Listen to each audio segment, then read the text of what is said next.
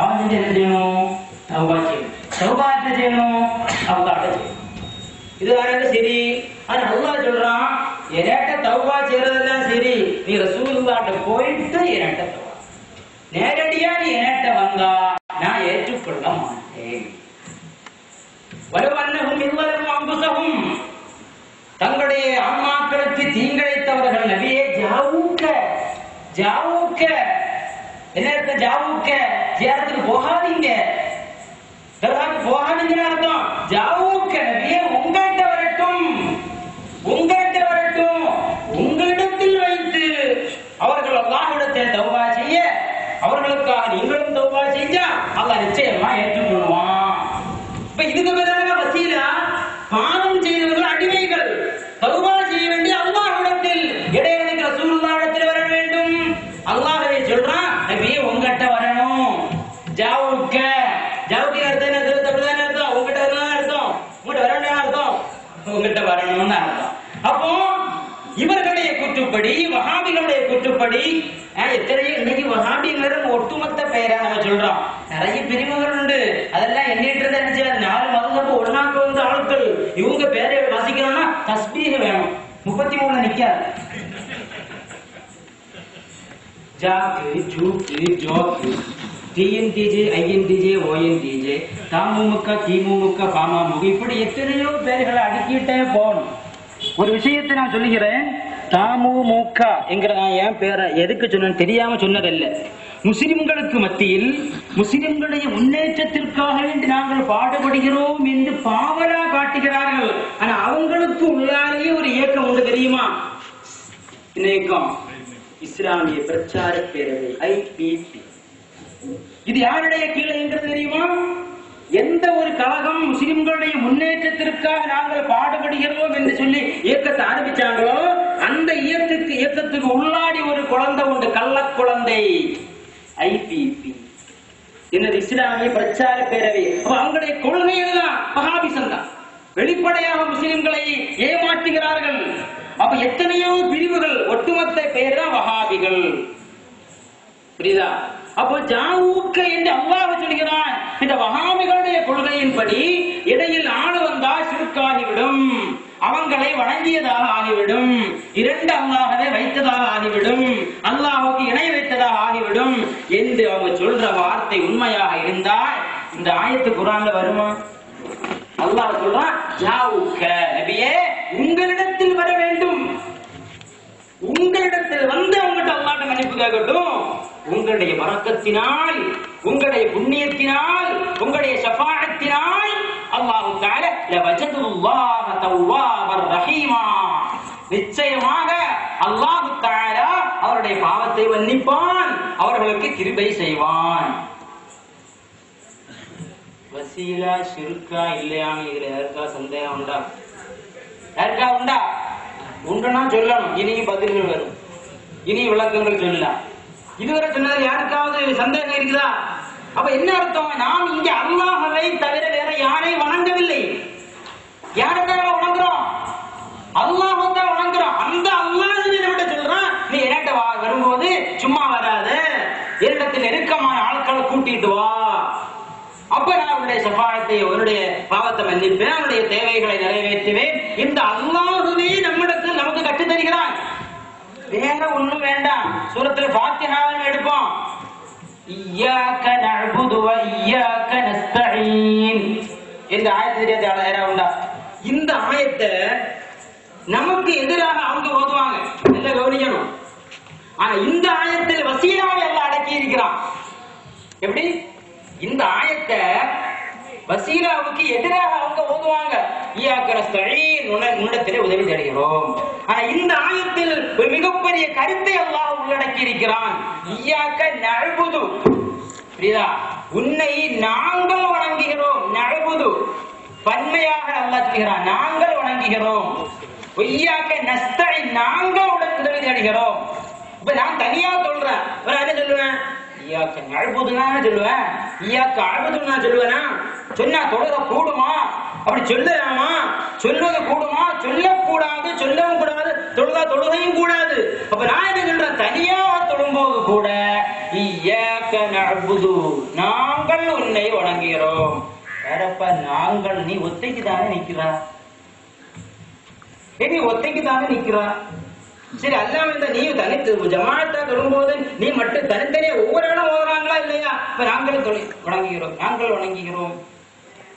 அங்க நீ ஒருத்தன் மட்டுமல்ல, அல்லாஹுவே. அதுக்கு அர்த்தம் ராஜிவான் சொல்றாங்க, இமாம் ராஜி ரலியல்லாஹு அந்த ஆயத்துக்கு விளக்கம் சொல்றாங்க. அல்லாஹுவே, நான் தொழுகிறேன் என்று சொன்னால் நான் மட்டுமல்ல, என்னிடத்தில் என்னோடு ஏராளமான மலக்குகள் ஜமாஅத்தா தொழும்போது ஏராளமான சாலிஹீன்கள் தொழுகிறார்கள். அல்லாஹுவே, என்னுடைய பாவத்தினால் நீ என்னுடைய வணக்கத்தை ஏற்றுக்கொள்ளாமல் இருந்து விடாதே. நான் பாவியாக இருந்தாலும் என்னோடு உள்ள மற்றுள்ள சாலிஹீன்களுடைய வர்க்கத்தினால் என்னுடைய தொழுகையை ஏற்றுக்கொள்வாயாக என்றுதான் அந்த அர்த்தம். அதற்காகத்தான் நஅ்புது என்று அல்லாஹ் தஆலா சட்டமாக்கியா என்பதாக இமாம்கள் நமக்கு விளக்கி தருகிறார். எவ்வளவு ஆயிரம் ஆயிரம் ஆயத்துகள், ஆயிரக்கணக்கான ஹதீஸ்கள், ஆயிரக்கணக்கான சஹாபாக்களுடைய சம்பவங்கள், எத்தனையோ இமாம்களுடைய விளக்கங்கள் எல்லாம் இதற்கு நாம் ஆதாரமாக சொல்லிக் கொண்டே இருக்கிறார். ஒரு விஷயத்தை இவங்க பொதுவாக மக்கள்கிட்ட பிரச்சாரம் பண்றது தெரியுமா? நாங்க 4 இமாம்கள் எல்லாம் குறை சொல்றதில்ல, 4 இமாம்கள் நல்லவர்கள் தான். அவங்க பெரிய இவர் சர்டிபிகேட் கொடுத்தாலும் அவங்க நல்லவர் ஆயிடுவாங்க. 4 இமாம்களுக்கு யாரு சர்டிபிகேட் வேணுமா? இவருக்கு சர்டிபிகேட் அவங்க வேணுமா? அவங்களுக்கு சரி, சர்டிபிகேட் கொடுத்ததுல நீ சொன்ன வார்த்தை உண்மையா இருந்தா நல்ல பிரச்சனை இல்லை. சொல்றான், இமாம்கள் நல்லவர்கள், பெரிய பெரிய ஆட்கள், அவங்கள குறை சொல்ல இல்ல, அவங்களுடைய பேர்ல மதுஹபுகளை உருவாக்கிய ஆட்களை தான் குறை சொல்றோம். 4 இமாம்கள் வாழ்ந்திருந்த காலகட்டத்துல ஷாஃபி மதுஹபும் இல்ல, ஹனஃபி மதுஹபும் இல்ல, மாலிகி மதுஹபும் இல்ல, ஹம்பலி மதுஹபும் இல்ல. இப்படி பேசும் பாப்பா சொல்றான், நம்ம தலைவர் எவ்வளவு பெரிய கிதாபுகள் எல்லாம் பார்த்துட்டு பேசுறாரு, ஒரு கிதாபையும் பார்க்காததால என்ன பேசுறாரு? அது எங்க விளங்காது, மற்ற மண்டைகளுக்கு விளங்காது. மூளை செலவை செய்து வச்சிருக்கிறாங்க. நல்ல சோப்பு போட்டு கழுவுனா பிரச்சனை இல்லை, அழுக்கு சோப்பு போட்டு கழுவி வச்சிருக்கிறான், மூளை செலவு. ஆனா விஷயம் அதுவல்ல. விஷயம் அதுவா? அபூ ஹனீஃபா ரலியல்லாஹு அன்ஹு அவங்க வாழ்ந்திருந்த காலகட்டத்தில் ஹனஃபி மதுஹப் இருந்தது. மாலிகி ரலியல்லாஹு அன்ஹு வாழ்ந்திருந்த காலகட்டத்தில் மாலிகி மதுஹபும் இருந்தது. ஷாஃபி ரலியல்லாஹு வாழ்ந்திருந்த காலகட்டத்தில் ஷாஃபி மதுஹபும் இருந்தது. அஹ்மத் இப்னு ஹம்பல் ரலியல்லாஹு அன்ஹு வாழ்ந்திருந்த காலகட்டத்தில் ஹம்பலி மதுஹப் இருந்தது. போல தெரியுது சில ஆளுக்கும் சந்தேகம். ஆதாரம் ஒரு ஆதாரம் சொல்லலாமே. இமாம் சுபிக்கி ரலியல்லாஹு தஆலா அன்ஹு மிகப்பெரிய மேதை, பெரிய சரித்திர ஆசிரியர். தன்னுடைய தபகாத் அஷ்-ஷாஃபிஇய்யத்துல் குப்ரா என்று சொல்லக்கூடிய பெரிய பிரம்மாண்டமான ஒரு கிரந்தம். ஷாஃபிஈ மதுஹபை பின்பற்றிய மேதைகள் அந்த கிதாபை வாசிச்சாலே தெரியும், இவங்க எல்லாம் ஷாஃபிஈ மதுஹபை பின்பற்றினார்களா? ஜுனைத் பக்தாதி ரலியல்லாஹு அன்ஹு ஏற்காது யாரா இருக்கிறாங்களா? எவ்வளவு பெரிய மேதை. சையது தாயிஃபா, அவுலியாக்களுக்கெல்லாம் தலைவர் என்ற பட்டப்பெயரை பெற்றவர்கள் தான் யார்? ஜுனைதுல் பக்தாதி. அந்த தபகாத் ஷாஃபிஇய்யத்துல் குப்ரா என்கிற கிதாபில ஷாஃபிஈ மதுஹபுடைய ஷாஃபிஈ இமாமுடைய மாணவர்களுடைய பட்டியலை போடும்போது யாரும் வராங்க? ஜுனைதுல் பக்தாதியும் உள்ள வராங்க. எவ்வளவு பெரிய ஷாஃபிஈ இமாம் எவ்வளவு பெரிய ஆளா இருந்திருப்பாங்க? ஜுனைதுல் பக்தாதி ரலியல்லாஹு அன்ஹுவே ஷாஃபிஈ இமாமுடைய மாணவர்களோ அவங்க மாணவர்களோ ஆகணும்னு சொன்னா ஷாஃபிஈ இமாம் எவ்வளவு பெரிய ஆளா இருந்திருப்பாங்க? அப்ப அந்த தபகாத் ஷாஃபிஇய்யத்துல் குப்ரால ஒரு சம்பவத்தை சொல்றாங்க. என்ன சம்பவம்? ஷாஃபி ரலியல்லாஹு அன்ஹு 54 வயசுல வஃபாத்தாங்க. 54 வயசு வாழ்ந்து எத்தனையோ நூற்றுக்கணக்கான கிரந்தங்கள் இந்த உலகத்திற்கு சமர்ப்பித்தவர்கள். அது கிதாப் எழுதுவதற்காக வேண்டி அவங்க எடுத்துக்கொண்ட காலம் எவ்வளவு தெரியுமா? நல்ல ஒரு 54 வருஷம் தான் வாழ்ந்தாங்க. அவங்க கிதாப் 300க்கும் அதிகமான கிதாப் எழுதியதாக சரித்திரம் சொல்கிறது. அந்த 300 கிதாபுகளை அவங்க எழுதுவதற்காக வேண்டி எடுத்துக்கொண்ட வருஷம் எவ்வளவு தெரியுமா? எவ்வளவு வருஷம்? அவங்க 15 வயசுங்கிறத ஓத போனாங்க. சரி, 15 வயசுல ஓதி முடிச்சு ஏராளமான ஆண்டுகள் மக்காவில, மதீனாவில, பகதாதுல அப்படி இப்படி எல்லாம் இருந்து கடைசி 5 6 வருடங்கள் தான் மிஸ்ரில் இருந்து இந்த அத்தனை கிதாபுகளை எழுதுறாங்க. இத்தனை கிதாபுகளை 300 கிதாபுகளை 7 அல்லது 6 வருஷங்கள். அந்த 7 அல்லது 6 வருஷம் மொத்தம் கிதாப் எழுதுற வேலையா? அதுல இபாதத்துகள் உண்டு, ஓய்வுகள் உண்டு, மற்றுள்ள வணக்கங்கள் உண்டு, மாணவர்களுக்கு பாடம் சொல்லிக் கொடுப்பதுண்டு. இது எல்லாம் போக அதாவது எல்லாம் கூட்டி கழிச்சு பார்த்தா வெறும் 3 வருஷம்தான் நூற்றுக்கணக்கான கிரந்தங்களை எழுதுவதற்காக வேண்டி ஷாஃபி ரலியல்லாஹு எடுத்துக்கொண்ட காலம் அது இருக்கிறது. இமாம்களுடைய வரலாறு நம்ம படிக்கணும், இஸ்லாமுடைய ஹிஸ்டரி நம்ம படிக்கணும். நம்முடைய வரலாறை நாம் படிக்காததன் காரணமாகத்தான் நம்மளை சீக்கிரமா வழிகெடுக்கிறோம். ஒவ்வொரு இமாம்களுடைய வரலாறும் நூற்றுக்கணக்கான கிரந்தங்களில் உள்ளடக்கப்பட்டது. ஷாஃபி ரலியல்லாஹு அன்ஹுடைய சரித்திரங்களை எழுதுவதற்காக வேண்டி மட்டும் 80 சரித்திர ஆசிரியர்கள் கிதாப் எழுதியிருக்கிறாங்க. இது அவங்களுடைய சரித்திரத்தை மட்டும் எழுத வேண்டி மற்றுள்ள கிரந்தங்களுடைய உள்ளில் ஏகப்பட்ட இமாம்களுடைய சரித்திரம் எழுதும் போது கூட சேர்த்து அவங்க எழுதுவாங்க. அதல்ல, ஷாஃபி இமாமுடைய சரித்திரத்தை எழுதுவ அவங்க சரித்திரம் மட்டும் 80 ஆசிரியர்கள் தங்களுடைய கிரந்தங்களை ஷாஃபி இமாமுடைய சரித்திரத்தை மட்டும் எழுதியிருக்கிறாங்க. அந்த ஷாஃபி ரலியல்லாஹு அன்ஹு வஃபாத்தாகுவதற்காக அந்த மரணப்படுக்கையை படித்திருக்கிறாங்க. தன்னுடைய 4 மாணவர்கள் பக்கத்தில் இருக்கிறாங்க. யாரெல்லாம்? இமாம் முஸனி ரலியல்லாஹு அன்ஹு, இமாம் புவைத்தி ரலியல்லாஹு அன்ஹு, இமாம் ரபீ' இப்னு சுலைமான் அல்-முராதி ரலியல்லாஹு அன்ஹு, முஹம்மது பின் அப்துல்லாஹ் பின் அப்துல் மலிக் ரலியல்லாஹு அன்ஹு. ஷாஃபி இந்த சம்பவத்தை அறிவிக்கிறதா? புவைத்தி அறிவிக்கிறான். ஷாஃபி ரலியல்லாஹு அன்ஹு இங்க 4 பேர் அப்படியே பார்க்கறாங்க. நேரம் அப்படியே கூர்ந்து பார்க்கறாங்க. பார்த்து விட்டு சொன்னாங்க, முஸனி, நீ சங்கிலியால் கெட்டப்பட்டு இல்ல புவைத்தி நீ சங்கிலியால் கெட்டப்பட்டவனான நிலையில் சிறைச்சாலையில் கிடந்து நீ மரணிப்பாய். யார சொல்றாங்க? புவைத்தியிட சொல்றாங்க. முஸனி, உனக்கு இந்த ஈஜிப்ட் நாட்டிலே பேரும் புகழும் உண்டாகும், மிகப்பெரிய செல்வாக்கோடு நீ வாழ்வாய் முஸனி. ரபீ', நீதான் என்னுடைய அறிவை, என்னுடைய கிரந்தங்களை இந்த உலகத்தில் பிரச்சாரம் செய்வாய். என்னுடைய அறிவு, என்னுடைய இல்மு இந்த உலகத்தில் பரப்பப்படுவதற்கு நீதான் காரணமாக இருப்பாய். எத்தனை பேராச்சு? ஒரு ஆள். யார் தெரியுமா? முஹம்மது பின் அப்துல்லாஹ் பின் அப்துல் மலிக். நம்ம பாயிண்டிங்கதான். யா முஹம்மத், فإنك تذهب إلى مذهب أبيك فإنك تذهب إلى مذهب أبيك. நீ உன்னுடைய வாப்பாவுடைய மதுஹபுக்கே போய் விடுவாய். வாப்பா யாரு? அப்துல்லாஹ் பின் அப்துல் மலிக். ஷாஃபி ரலியல்லாஹு அன்ஹு மக்காவிலிருந்து மதீனாவிலிருந்து ஈஜிப்டிற்கு வந்த பொழுது ஷாஃபி இமாம வரவேற்பதற்கு ஏராளமான இமாம்கள் முன் வந்தாங்க. அது முக்கியமான ஒரு ஆள் தான் முஹம்மது பின் அப்துல்லாஹ் பின் அப்துல் மலிக். அவங்க மாலிகி மதுஹபை சார்ந்தவர்கள், மாலிகி மதுஹபின்படி தன்னை அமலை அமைத்துக் கொண்டவர்கள். அந்த அப்துல்லாஹ் பின் அப்துல் மலிக்குடைய மகன் முஹம்மது இருக்கிறாங்களா இல்லையா, அவங்க ஷாஃபி இமாமுடைய மாணவராக சேர்ந்து அவங்ககிட்ட ஃபிக்ஹ் படிச்சு, ஹதீஸ் படிச்சு, தஃசீர் படிச்சு, மற்றுள்ள கலைகளை எல்லாம் படிச்சு ஷாஃபி மதுஹபிலேயே இணைஞ்சிட்டாங்க. ஷாஃபி மதுஹபிலேயே இணைந்து விட்டார்கள். அப்ப ஷாஃபி இமாம் சொல்றாங்க, வஃபாத்தான நேரத்துல நீ இப்ப ஷாஃபியா இருக்கிறா, ஆனா என்னுடைய வஃபாத்திற்கு பிறகு உன்னுடைய வாப்பாவுடைய மதுஹபான மாலிகி மதுஹபுக்கே சென்று விடுவாய். இது என்ன புரியுது? இல்ல என்ன புரியுது? இமாம்களுடைய காலகட்டத்தில் என்ன உண்டு? மதுஹபுகள் உண்டு. இப்ப இமாம்களை இவங்க அங்கீகரிக்கிறாங்க, அங்கீகரிக்கிறதில்லை, அது வேற விஷயம். இவங்க கூட்டத்திலே, இவங்களுடைய குரூப்பிலே இணைந்து செயல்பட்டு பின்னால் உண்மை விளங்கி வெளிவந்த மக்கள் சொல்கிறார்கள், இமாம்களை இவங்க ரொம்ப மோசமாக கேவலமாக பேசுவார்கள் என்பதாக. வெளியே சொல்றது இமாம்களை மதிக்கிறோம், இமாம்களை நாங்க குறை சொல்ல இல்ல, இமாம்கள் பெரியவங்க தான், குறை சொல்ல முடியாது உன்னால். அப்ப இமாம்களுடைய காலகட்டத்தில் மதுஹபுகள் இல்லை.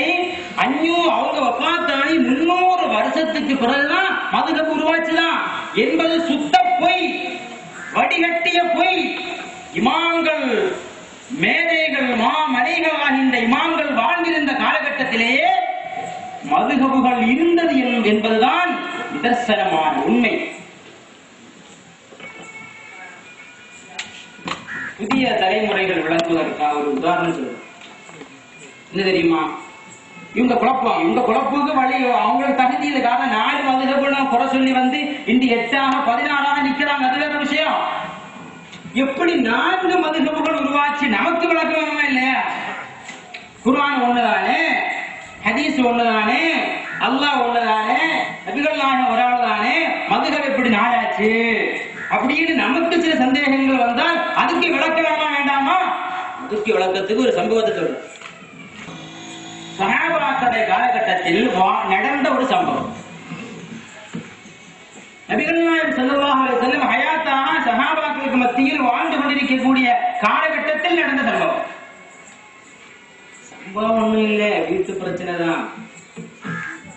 ஒரு கணவர் தன்னுடைய மனைவியை பார்த்து சொல்லிட்டார், ஏதோ கோபத்துல ஏதோ சாப்பாடு உப்பு கூடி போச்சோ உறைஞ்சு போச்சு, ஏதோ சின்ன பிரச்சனை. மனுஷனுக்கு பொறுமை கிடையாது இல்ல, எடுப்புல ஏதாவது ஒண்ணு சொல்லிட்டு ஐயோ சொல்லிட்டு கோபத்துல காசு எடுத்து உடைச்சிட்டு இவன் தான் வாங்கி நிக்கிறது. உடைக்காம இருந்தா பிரச்சனை இல்லை. அப்போ அந்த ஒரு சஹாபி என்ன செஞ்சுட்டாங்க தெரியுமா? தன்னுடைய மனைவியை பார்த்து, ஹீன் வரை நான் உன்னை தொடமாட்டேன். எப்படி? ஹீன் வரை நான் உன்னை நெருங்க மாட்டேன். ஹீன்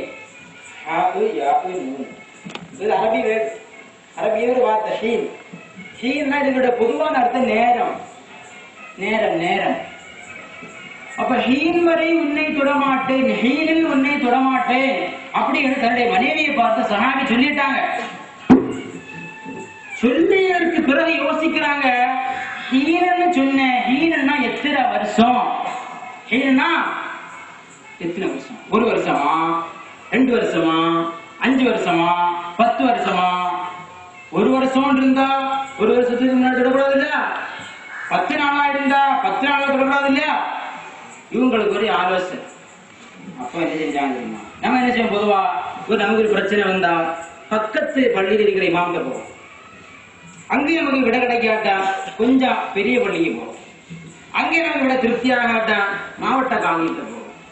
அங்கேயும் விட கிடைக்காட்டா கொஞ்சம் அதிக அதோட பெரிய ஆள்கிட்ட போவோம். அங்கேயும் விட கிடைக்காட்டா பெரிய காவல்கிட்ட போவோம்.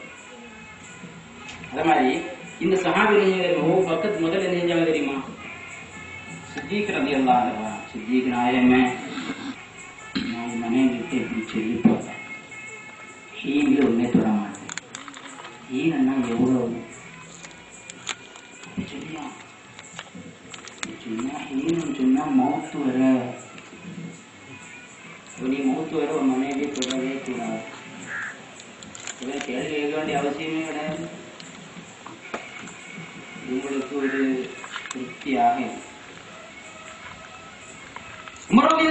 அவர்களே, நான் மனைவி இப்படி சொல்லி போட்டேன், ஏதோ தெரியாம நடந்து போச்சு, எவ்வளவு காலம் அப்படி சொன்னியா? ஆமா, தீரன் சொன்னா 40 வருஷம். 40 வருஷம் ஆயாத்தான் இருக்கிறோமா? இல்ல இப்பதே 40 10 ஆகும். அப்போ 10வது ஆண்டு அஞ்சலின்னு எழுத வேண்டியது. உடனே உஸ்மான் ரலியல்லாஹு அன்ஹு கிட்ட போனாங்க. உஸ்மான் ரலியல்லாஹு அன்ஹு அவர்களே, நான் என் மனைவியிடம் இப்படி வீட்டுல மேல இருக்குன்னு விடாது, இப்படி அடுத்தது இங்க டீனு 10 தர முடியாது, நல்ல ஒழுங்கா எடுக்கணும். நபிகள் நாயகம் ஸல்லல்லாஹு அலைஹி வஸல்லம் தன்னுடைய மனைவிமார்கள்ட்ட ரொம்ப அன்பாக இருந்தாங்க.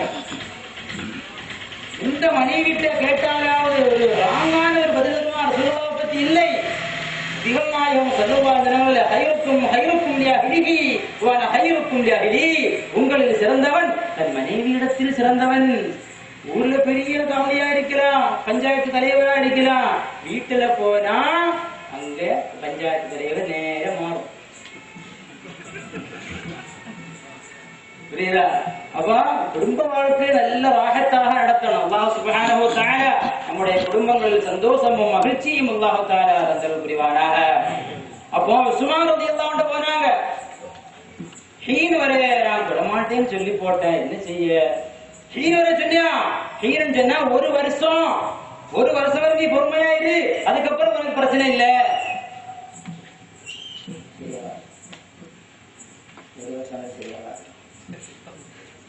குல்லும் ரிம் முஸப்பஹம் ஃபீ அஹ்லிஹி வல் மௌத்து அத்னா மின் ஷிராகி நஅலிஹி. மௌத்து செருப்புடைய வாரோடு சேர்ந்திருக்குதான். இன்னும் ஒரு வருஷம் எப்படி கேரண்டி கிடைக்கும்? நேர போனாங்க. அலி ரலியல்லாஹு தஆலா அன்ஹு, அலி அவர்களே ரலியல்லாஹு அன்ஹு, நான் இப்படி ஹீனில் உங்களை மனைவியை தொடமாட்டேன்னு சொல்லிவிட்டேன், என்னுடைய மனைவியை தொடமாட்டேன்னு சொல்லிவிட்டேன், என்ன செய்ய? ஹீனா எவ்வளவு? ஹீன் சொன்னா ஒன்லி ஒன் டே. இப்ப 4 பதில். மரணம் வரை இந்த பத்துவாவை எடுத்து மௌத்து வரை அப்படி இருக்கிறதா? 40 வருஷம் என்கிற பத்துவாவை எடுத்து 40 வருஷம் வரை அப்படி இருக்கிறதா? 1 வருஷம் என்கிற பத்துவாவை எடுத்து 1 வருஷம் வரை அப்படி இருக்கிறதா? 1 நாள் என்கிற பத்துவாவை எடுக்கிறதா? குழப்பம். உடனே சீஃப் காவி சையதுனா ரசூலுல்லாஹி நபியே, 4 சஹாபிட்ட போன நபியே, 4 விதமான பதில் நபியே. 4 சஹாபிகளை கூப்பிட்டாங்க. யாரு? சையதுனா ரசூலுல்லாஹி ஸல்லல்லாஹு அலைஹி வஸல்லம். அபூபக்கர் ரலியல்லாஹு அன்ஹு அவர்களே, நீங்க மௌத்து வரை பதில் கொடுத்தீங்களாமே? ஆமாம் நபியே. ஆதாரம்? ஃபதமத்தஉ இலா ஹீன் அப்படிங்கிற ஆயத்தில் சொல்றாங்க. அந்த ஹீனுக்கு மௌத்து வரை என்ற அர்த்தம். அது எல்லா முஃபஸ்ஸிரும் சொல்றாங்க. மௌத்து வரை, அந்த ஹீனுக்கு மௌத்து வரை. இந்த ஆயத்தின் அடிப்படையில் தான் நபியே நான் மௌத்து வரேன்னு சொன்னேன். நீங்க 40 வருஷம் சொன்னீங்களாமே? ஆமாம் நபி. ஆதாரம்? ஹல் அத்தா அலல் இன்சானி ஹீனும் மினத் தஹரி லம் யகுன் ஷைஅம் மذ்கூரா.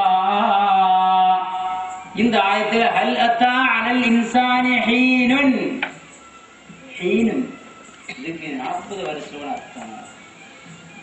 உஸ்மான் நீங்க 1 வருஷம் சொன்னீங்களாமே? ஆமா நபியே. ஆதாரம்? துதி உக்குலஹா குல்ல ஹீனின் பிஇذن ரப்பிஹா. துதி உக்குலஹா குல்ல ஹீனின் பிஇذن ரப்பிஹா. இந்த ஆயத்தில் வந்த ஹீனுக்கு அர்த்தம் 1 வருஷம். அலி ரலியல்லாஹு அவர்களே, உங்க ஆதாரம் என்ன? நபியே, சுப்ஹானல்லாஹி ஹீன தும்சூன வ ஹீன துஸ்பிஹூன். இந்த ஆயத்துல காலையிலும் மாலையிலும் அர்த்தம். ஒரு நாள் நபிகள் நாயகம் ஸல்லல்லாஹு அலைஹி வஸல்லம் ஃபலம் யுஅன்னிஃப் வாஹிதம் மின்ஹும், சஹாபிகள் 4 பேரில் யாரையுமே ஒன்றும் சொல்லவில்லை. 4 பேரை அங்கீகரிச்சாங்க. ஏன்? 4 பேரும் குர்ஆனில் என்றும் சட்டம் இயற்றுவதற்கு தகுதியான முஜ்தஹிதுகள். அவங்க 4 பேரும் ஆபரேஷன் செய்வதற்கு தகுதியான எம்எஸ்ஐ படித்தவர்கள். எனக்கும் ஆபரேஷன் செய்ய தெரியும். எப்படிடா தெரியும்? நான் கசாப்பு கடையில் வேலை பார்க்கிறேன். நான் டெய்லி என்ன செய்யறது? ஆட்டையும் மாட்டையெல்லாம் வெற்ற ஆளுதானா? எனக்கு என்ன செய்யும்? ஆபரேஷன் செய்ய தெரியும் சொன்னா அவன் எவ்வளவு பெரிய மாட்டேன். ஒரு எம்பிபிஎஸ் சொல்றாரு, ஹலோ என்ஜினியர், உங்களை விட அதிக சம்பளம் வாங்கக்கூடிய அதிகமான பைசா செலவு செய்து படித்தான்னா, அதனால என்னுடைய வீட்டுடைய பிளானில் தலையிட உங்களுக்கு உரிமை இல்லை இன்ஜினியரே. அப்படி எம்பிபிஎஸ் யாரும் சொல்லுவாரா? ஆசாரி சொல்றாரு, ஏ கொத்தனாரே, உன்னை விட டீசென்டான வேலையை பார்க்கிறேன். நீ மண்ணிலையும் சொலியிலையும் செளியிலையும் கிடந்து உள்ளக்கூடிய நான் டீசென்டாக வேலை பார்க்கிறேன்.